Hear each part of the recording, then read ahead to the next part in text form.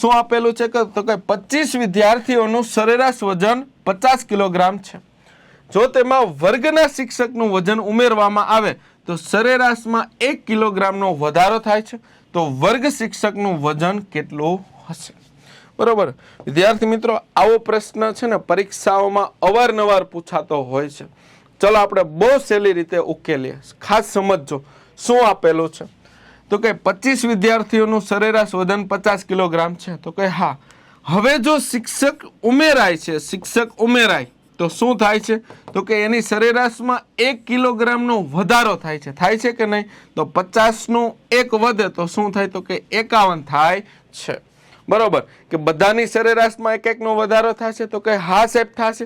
પણ કેટલા વિદ્યાર્થી છે? 25. તો 25 વિદ્યાર્થીમાં 1-1નો વધારો કરું તો કેટલાનો વધારો થાય? 25નો વધારો થાય. બસ પૂરું. આ બંનેનો સરવાળો કરો, શિક્ષકનું વજન મળી જાય. 5 ને 1 6 ને 5 ને 2 7. તો શિક્ષકનું વજન હશે 76 કિલોગ્રામ. તો દોસ્તો આ ઓપ્શન નંબર એ જે છે રાઈટ આન્સર મળશે.